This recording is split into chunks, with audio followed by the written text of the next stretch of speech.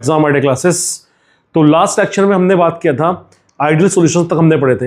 हम सॉल्यूशंस का रिवीजन चल रहे हैं और इस रिवीजन की सीरीज को आगे बढ़ाते हुए हम लोग आगे की तरफ चलते हैं। आइडियल सॉल्यूशंस के बाद हम लोग अब बात करने वाले हैं नॉन आइडियल सॉल्यूशंस के बारे में। लास्ट लेक्चर्स में हमने आइडियल सॉल्यूशन के बारे में बात की थी और हमने देखा था कि ideal solutions basically routes law को फॉलो करते हैं और राउट्स लॉ के हमने 4 कंडीशन को पढ़ा था। तो नॉन आइडियल सॉल्यूशंस क्या है, उसी के आगे की सीरीज कि जो राउट्स लॉ को फॉलो नहीं करेंगे वो क्या कहलाएंगे, आपके क्या कहलाएंगे, आइडियल सॉल्यूशंस कहलाएंगे। तो पहला पॉइंट तो यही हो गया। फर्स्ट पॉइंट क्या हो गया कि नॉन आइडियल सॉल्यूशंस कौन से हैं, कि those type of solutions which does not follow Raoult's law over the entire range, यानी कि पहले वो राउट्स लॉ को ओबे नहीं करते हैं। दूसरा पॉइंट ये हो गया कि हमने जब बात करी थी आइडियल सॉल्यूशंस के बारे में कि आइडियल सॉल्यूशन हम लिख रहा था delta mixing of enthalpy equals to 0, इसमें डज नॉट 0 की इक्वल्स टू 0 नहीं होगा। और हमने बात करी थी delta mixing of volume does not equals to 0।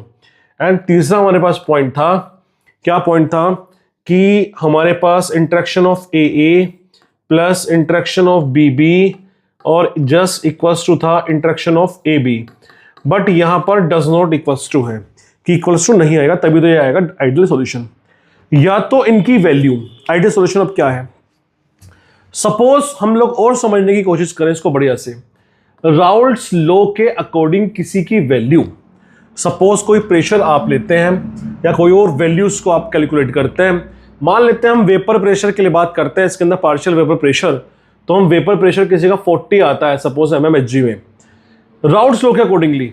लेकिन जब हमने कैलकुलेट किया तो कैलकुलेट करने पे पता चला या तो ये 40 से ग्रेटर है, 41 है, 42 है, कुछ भी हो सकता है, या ये कम है, हो सकता है 39 आ रहा हो सकता है 38 आ रहा हो, कम आ रहा हो। तो दो केसेस हो सकते हैं। अगर एग्जैक्टली आएगा तो ऑब्वियसली वो तो आइडियल सॉल्यूशन है, लेकिन जो एग्जैक्टली वैल्यू राउल्ट्स लॉ के अकॉर्डिंगली नहीं देगा तो या तो वैल्यू वो ग्रेटर देगा, तो ज्यादा वैल्यू दे रहा है, तो इसके बेसिस पर नॉन आइडियल सॉल्यूशन कहलाएगा पॉजिटिव। क्या शो कर रहा है, ये पॉजिटिव डेविएशन को शो कर रहा है। तो आइडियल सॉल्यूशन एक टाइप का हो गया पॉजिटिव डेविएशन। अगर वैल्यू लोअर शो करेगा तब ये बताएगा निगेटिव डेविएशंस। तो इसके बेसिस पर हम लोग डिवाइड कर सकते हैं नॉन आइडियल सॉल्यूशन भी दो टाइप के हैं, एक पॉजिटिव डेविएशन दिखाता है और एक निगेटिव डेविएशन दिखाता है। जैसे कि हम लोग बात करने वाले हैं पॉजिटिव डेविएशन के बारे में। तो ये जो ग्राफ है वो पॉजिटिव डेविएशंस का शो कर रहा है। हमने जो ग्राफ देखा था वो आइडियल सॉल्यूशन के बारे में देखा था। ये जो आपको ग्रीन कलर से दिख रहा है ये आइडियल सॉल्यूशंस हैं। हमने दो ग्राफ को एक साथ जोड़ा था, काई 1 और 0 है तो काई 2 ऑब्वियसली 1 होगा, क्योंकि हमने बात करी हुई है काई 1 प्लस काई 2 इक्वल्स टू कितना होता है 1। तो अगर ये 0 है तो दूसरे के लिए क्या होगा, काई 1 1 होगा, और इसके लिए 1 है तो ये क्या होगा, काई 2 0 होगा। तो ये वैल्यूज हमने बात करी थी कि एक का लोअर होता है और एक का हायर होता है। तो अब ये वैल्यू इतनी आनी चाहिए किसके, राउल्ट्स लॉ के अकॉर्डिंगली, लेकिन ये वैल्यू ग्रेटर आ रही है, जो ब्लू कलर से आप देख पा रहे होंगे। तो ये शो ये कर रहा है, क्या शो कर रहा है, ये शो कर रहा है कि वैल्यू कैसी है, ग्रेटर है, यानी कौन सा डेविएशन दिखा रहा है, ये पॉजिटिव डेविएशन दिखा रहा है। अब बात ये करते हैं कि पॉजिटिव डेविएशन क्यों दिखाता है, असल में मेन लॉजिक क्या है पॉजिटिव डेविएशंस का।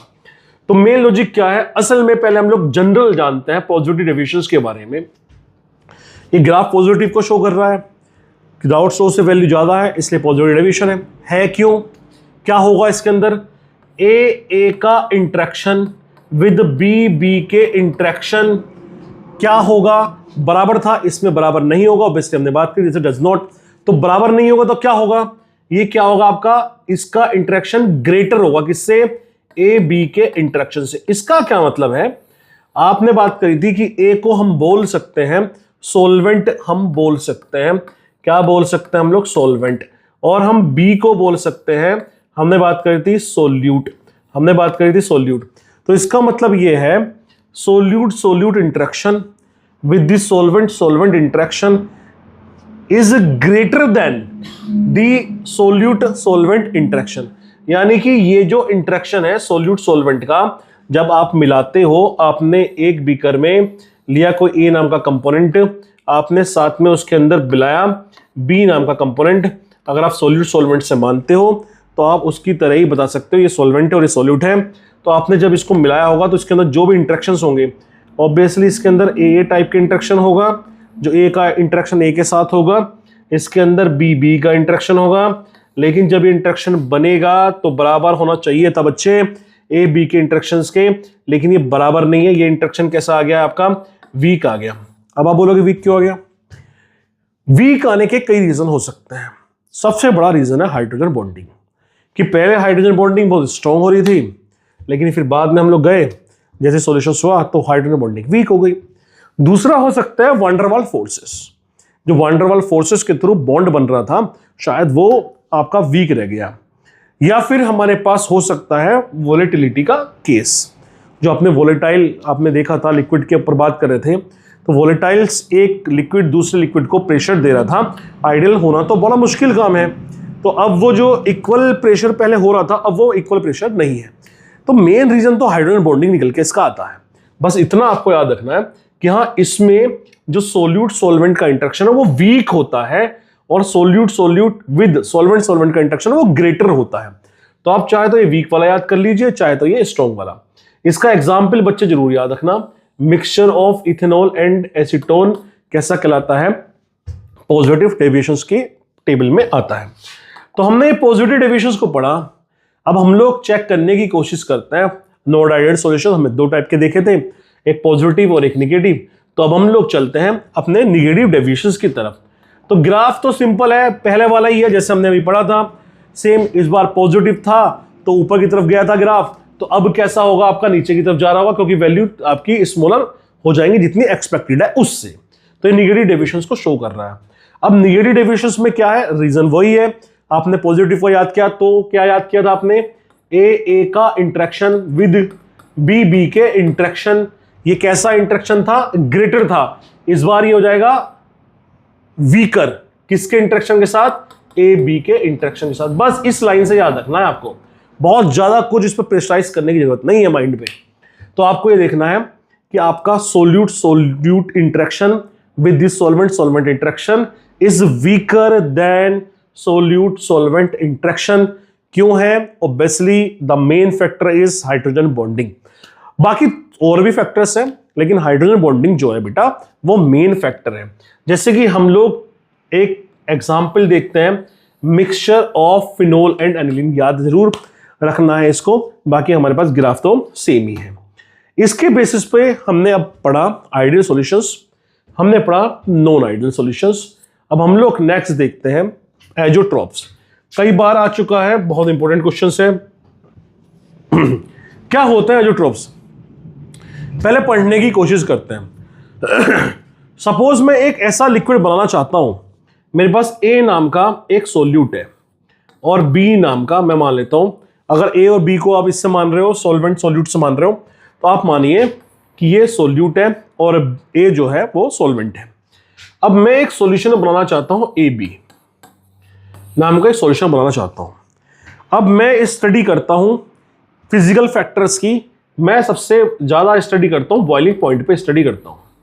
अब मैं चाहता हूं कि इसका जो बॉइलिंग पॉइंट है, मेरा सॉल्यूशंस का बॉइलिंग पॉइंट है, इसके इन दोनों के बॉइलिंग पॉइंट से ज्यादा हो जाए। सपोज इसका बॉइलिंग पॉइंट, सपोज एक मानने के लिए हम मान लेते हैं इसका 40 डिग्री सेल्सियस है। सपोज इसका जो बॉइलिंग पॉइंट है वो मान लेते हैं हमारे पास इसका बॉइलिंग पॉइंट लगभग 45 डिग्री सेल्सियस है। हमने दोनों को मिक्स किया। मैं ये चाहता हूं कि जो मेरे पास सॉल्यूशन बना उसका बॉइलिंग पॉइंट बढ़ जाए, ज्यादा हो जाए। मैं मान लेता हूं कि मुझे लगभग, मैं चाहता हूं कि इनसे कहीं ज्यादा हो, या मैं ये भी चाह सकता हूं कि इसका बॉइलिंग पॉइंट इनसे कम हो जाए। वो डिपेंड करेगा डिमांड पर कि हम मेडिसिन में इसका यूज कर रहे हैं इन चीजों का, या किसी कॉस्मेटिक्स को बनाने में यूज कर रहे हैं, क्योंकि इनका सॉल्यूशंस का इस्तेमाल तो यही होता है सॉल्वेंट का बेसिस पर, कि हम कोई मेडिसिन को फॉर्म्ड कर रहे हैं फिर क्या फॉर्म्ड कर रहे हैं। तो अब मैं चाहता हूं कि ये हायर हो जाए या लोअर हो जाए। तो मैं ए को और बी को मिला के चेक करता हूं कि इसका कुछ ml मिलाया, फिर इसका बी का मिलाया, फिर मैंने इसका ए का कुछ और अमाउंट मिलाया। सपोज मैं मिलाना चाह रहा हूं 100% को करना चाह रहा हूं, तो मैंने सपोज इसका 40 ml मिला के देखा, इसके 60 ml के साथ मिला के देखा, इसका बॉइलिंग पॉइंट कुछ मेरे पास मान लेता हूं मैं कि इसका 50 डिग्री सेल्सियस आ रहा है। एक रेशो के लिए मान रहे हैं, हम लोग समझने के लिए मान रहे हैं। अब मैंने इसका 40 ऐसे आपका 50 डिग्री सेल्सियस आया, ये 100 ml हो गया, 100 ml में मिला के देख रहे हैं हम लोग। फिर हमने चेक किया कि हम लोग इसके अमाउंट को बढ़ाते हैं, 50 ml मैंने ये किया, सपोज 50 ml ये किया। ऐसे में करते करते बहुत सारे एक्सपेरिमेंट ले गया और मुझे पता चला कि सपोज 50-50 मिलाने पर इसका बॉइलिंग पॉइंट 52 डिग्री सेल्सियस होता है और इससे हायर नहीं हो सकता। तो बॉइलिंग पॉइंट क्या है, मैक्सिमम कंडीशन तक पहुंच गया। जरूरी नहीं है कि आप ज्यादा ही लेके जाओ, आप कम भी लेके जा सकते हो। तो आइजोट्रॉप्स की डेफिनेशन निकल के आई कि हर उस सॉल्यूशन को आइजोट्रॉप बनाया जा सकता है जिससे मैक्सिमम आउटपुट लिया जा सके। किसका आउटपुट लिया जा सके, बॉइलिंग पॉइंट का, यानी बॉइलिंग पॉइंट को चेंज किया जा सके। अब डेफिनेशन को पढ़ के देखते हैं, आपको आप समझ में आएगा। एजोट्रॉप्स आर बाइनरी मिक्सचर। बाइनरी का मतलब दो से मिलने वाला मिक्सचर। ऑब्वियसली दो से मिला था, एक सॉल्यूट से और एक सॉल्वेंट से, यानी कि दो चीजों को, दो सॉल्यूट भी ले सकते हो, दो सॉल्वेंट भी ले सकते हो। मिनिमम आपको बाइनरी मिक्सचर को लेना है, यानी कि दो मिनिमम लेने हैं। हैविंग द सेम कंपोजिशन, जिनका कंपोजिशन सेम हो। ए जो है बी, तो सॉल्यूशन बनेगा ए और बी ही बनेगा, कोई और नहीं लेना है। कहने का मतलब है कि अगर आपने वाटर और इथेनॉल मिलाया है तो वाटर इथेनॉल ही रहना चाहिए, कोई और कंपोनेंट मिक्स नहीं करना है। उन्हीं पर एक्सपेरिमेंट करना है, उन्हीं के थ्रू बॉइलिंग पॉइंट को चेंज करना है। सेम कंपोजिशन है इन ए लिक्विड फेज और vapour phase and boil at a constant temperature. क्या चेंज हुआ इनका, बॉयल कैसे हुआ, ये एट ए कांस्टेंट टेम्परेचर पर चेंज हुए। बॉइलिंग इनका कैसा होगा, कांस्टेंट हो गया। यानी कि बॉइलिंग पॉइंट जो हमने सेट किया था 52 डिग्री सेल्सियस, वो अब बदलेगा नहीं, क्योंकि वो सॉल्यूशंस कैसे हो चुके हैं, सेट हो चुके हैं, उनका बॉइलिंग पॉइंट सेट हो चुका है। तो हम इसको मैक्सिमम पर भी लेके जा सकते हैं और मिनिमम पर भी। अभी हम इसके टाइप्स देखेंगे, तब आपको समझ में भी आएगा कि मिनिमम और मैक्सिमम पे क्यों बात कर रहे थे। अब वो कह रहे थे कि ऐसे जो सॉल्यूशंस है जब आपने मिलाए हैं, जैसे कि 50-50 है, मिलाया था आपने, अब इसको सेपरेट करना बड़ा मुश्किल काम है क्योंकि दो मिक्स हो चुके हैं और ये मैक्सिमम आउटपुट दे रहे हैं। और किससे रिलेट कर रहे हैं, बॉइलिंग पॉइंट से। तो अब बॉइलिंग पॉइंट ही जब इनके एक साथ मिल चुके हैं और बॉइलिंग पॉइंट में चेंज नहीं रह गया है, तो फिर वो सेपरेट कैसे होंगे, पॉसिबल भी नहीं है सेपरेट होना। तो वो कह रहा है कि in such case it is not possible to separate the components by fractional distillation. Fractional distillation क्या होता है, प्रोसेस दो टाइप के होते हैं, एक डिस्टिलेशन सिंपल, एक फ्रैक्शनल डिस्टिलेशन जिसमें फ्रैक्शंस को बनाया जाता है।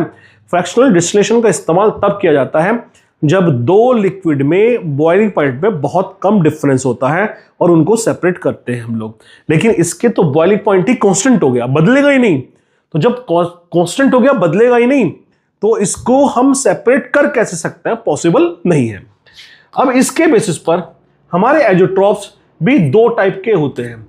कौन से टाइप के होते हैं दो टॉप्स, हम लोग चेक करते हैं जरा। जैसे मैंने अभी बात करी थी कि एक बढ़ा भी सकते हैं और एक घटा भी सकते हैं। एक है आपका एजोट्रॉप्स मिनिमम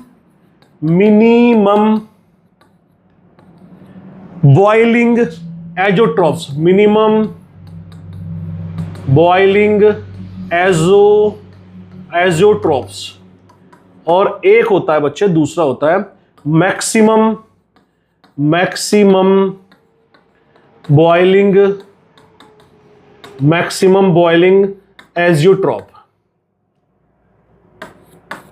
एजियोट्रॉप्स। बढ़िया। तो मिनिमम बॉइलिंग एजियोट्रॉप्स का हमें क्या याद रखना है, सिर्फ एक लाइन याद रखनी है, इनका लार्ज पॉजिटिव डेविएशन होता है। लार्ज पॉजिटिव डेविएशन किसका होता है, मिनिमम बॉइलिंग का। मैक्सिमम बॉइलिंग एजियोट्रॉप्स का लार्ज ही होता है, लेकिन क्या होता है, निगेटिव डेविएशन होता है। मिनिमम बॉइलिंग का लार्ज पॉजिटिव डेविएशन है और मैक्सिमम बॉइलिंग का लार्ज निगेटिव डेविएशन है। एक बच्चे एग्जाम्पल याद रखेंगे, एग्जाम्पल कई बार आया है। 95% इथेनॉल C2H5OH प्लस 5% क्या आएगा, वाटर को अगर आप मिलाते हो तो ये दिखाएगा लार्ज पॉजिटिव डेविएशन, जितना मैक्सिमम हो सकता है, जितना डेविएट हो सकते हैं वो। ऐसे ही मैक्सिमम बॉइलिंग एजोट्रॉप्स का आप याद रख सकते हो 69% HNO3 होता है, इसके अंदर HNO3 होता है और साथ में 32% हम लोग किसी भी सॉल्वेंट को मिला सकते हैं। वैसे तो हम लोग वाटर को मिलाते हैं जनरली, तो वाटर को आप मिला सकते हो, साथ में और भी H2SO4 भी ले सकते हैं, दो सॉल्यूशंस को मिला के बना सकते हैं। तो 69% का ये होगा, भला हो गया। तो आपको ये चीज़ें, दोनों चीज़ें ध्यान रखनी है। आई होप आपको ये समझ में आया होगा। बढ़िया से इंपॉर्टेंट टॉपिक है, कई बार पूछा जाता है। नेक्स्ट हम लोग बात करते हैं अब मोस्ट इंपॉर्टेंट टॉपिक और इसके बाद हमारे पास एक टॉपिक बचेगा और न्यूमेरिकल शुरू हो जाएंगे। न्यूमेरिकल का सबसे ज्यादा इंपॉर्टेंट टॉपिक है ये वाला। सबसे ऐसा कभी होता ही नहीं कि एग्जाम में कोलिगेटिव प्रॉपर्टी से न्यूमेरिकल नहीं आए। क्या होती है कोलिगेटिव प्रॉपर्टी, थोड़ा आराम से समझेंगे, स्लो, और आपको वीडियोस बार बार देखनी है तब आपको समझ में आएगा। मेन जान जो है चैप्टर की वो यही है। कोलिगेटिव प्रॉपर्टीज क्या है, हमने एक सॉल्यूशंस को चेक करने की कोशिश की। सॉल्यूशंस आपको मालूम है एक सॉल्यूट और सॉल्वेंट से मिलकर बनता है। आपने एक सॉल्वेंट को लिया, सपोज आपने सॉल्वेंट को लिया, कोई भी सॉल्वेंट मान सकते हो आप। मान लिया बच्चे कि ये H2O है, वाटर मॉलिक्यूल ही आपका सॉल्वेंट है। अब इस सॉल्वेंट का आपने बॉइलिंग पॉइंट को चेक किया। आपने कुछ भी चेक कर सकते हो, कोई एक प्रॉपर्टी नहीं, हम मान लेते हैं क्योंकि बॉइलिंग पॉइंट जनरली सब बच्चे पढ़ते हैं इसलिए हम बॉइलिंग पॉइंट को रिलेट कर लेते हैं। तो सबको मालूम है कितना होगा बच्चे, 100 डिग्री सेल्सियस होता है। अब मैंने इसके अंदर सोल्यूट डाला, कोई भी सोल्यूट हो सकता है, आपका लिक्विड भी हो सकता है और सॉलिड भी हो सकता है। बस याद रखना है कोलिगेटिव प्रॉपर्टी नॉन वोलेटाइल से रिलेटेड है। अगर वोलेटाइल नाम का वर्ड आता है तो सिर्फ राउट्स लो लगेगा, लेकिन अगर कोलिगेटिव प्रॉपर्टी आती है तो नॉन वोलेटाइल का केस इसके अंदर कंसीडर किया जाता है। तो आपने सोल्यूट डाला, आपने आप ऐसा कोई भी मिला सकते हो जो कि नॉन वोलेटाइल हो, या कोई सॉलिड आप मिला सकते हो, कोई भी सॉल्यूट। क्या अब भी इसका बॉइलिंग पॉइंट 100 डिग्री सेल्सियस रहेगा? नहीं रहेगा, बदलेगा, बढ़ेगा, घटेगा, that is another matter and that is the topic for research and derivations and we will solve in the next slide. हम इसको नेक्स्ट स्लाइड में पढ़ेंगे कि क्या होगा, बढ़ेगा कि घटेगा, लेकिन ऑब्वियसली चेंज होगा। तो आपका सोल्यूट मिलाने पर चेंज हुआ, सॉल्वेंट तो वैसे ही था, और सॉल्वेंट तो आप वाटर इस जगह का ले लो जहां जिस जगह से भी आप वीडियोस देख रहे होंगे, और किसी भी जगह का ले लोगे, वाटर अगर वो प्योर है तो वो 100 डिग्री सेल्सियस दिखाएगा, लेकिन सोल्यूट डालते के साथ ही वो चेंज हो जाएगा। तो क्या प्रॉपर्टी चेंज हो गई? बॉइलिंग पॉइंट आपका चेंज हो गया। तो कोलिगेटिव प्रॉपर्टी क्या कहलाती है? सिर्फ बॉइलिंग पॉइंट चेंज नहीं हुआ, और भी प्रॉपर्टी चेंज हुई होंगी। तो वो कहता है कि सोल्यूट के मिलाने पर जो भी प्रॉपर्टी चेंज हो जाएगी किसी भी सॉल्यूशन में, सोल्यूट के मिलाने पर, वो क्या कहलाते हैं? कोलिगेटिव प्रॉपर्टीज कहलाती है। इसका मतलब है कोलिगेटिव प्रॉपर्टीज सिर्फ सोल्यूट पर ही डिपेंड करती है। सोल्यूट मिलाया और आपकी प्रॉपर्टी चेंज हो गई तो वो आपकी कहलाती है कोलिगेटिव प्रॉपर्टी। आपके सिलेबस में 4 टाइप की कोलिगेटिव प्रॉपर्टीज हैं, एक जो एक एक करके हमें पढ़नी है। RLVP, relative lowering of vapour pressure. दूसरी आपके सिलेबस में है EBP, elevation in boiling point. C आपके सिलेबस में जो है वो है depression in freezing point, DFP। और फोर्थ वाली और लास्ट जो प्रॉपर्टी आपके पास है, इन्हीं से न्यूमेरिकल पूछे जाते हैं बार बार, वो है ऑस्मोटिक प्रेशर। तो ये 4 टाइप की कोलिगेटिव प्रॉपर्टीज हैं जो 1 बाय 1 करके हमें पढ़नी है। तो let us start to study 1 बाय 1। तो first property is the relative lowering in vapour pressure. तो let's talk about the relative lowering in vapour pressure के बारे में हम लोग अच्छे बात करते हैं और ध्यान से देखेंगे। डेरिवेशंस को एक बार ही देखने की जरूरत है, बाद में हम आपको कंक्लूड करेंगे कि किस तरीके से न्यूमेरिकल बनेंगे। न्यूमेरिकल्स के लिए आपको अगर सोल्व करना, न्यूमेरिकल कोई प्रॉब्लम नहीं क्रिएट करते हैं। न्यूमेरिकल तब बच्चे से सोल्व नहीं होते हैं जब वो आपके थ्योरेटिकल कोई टॉपिक सोल्व नहीं होंगे और थ्योरेटिकल आपके कंसेप्ट क्लियर नहीं रहेंगे।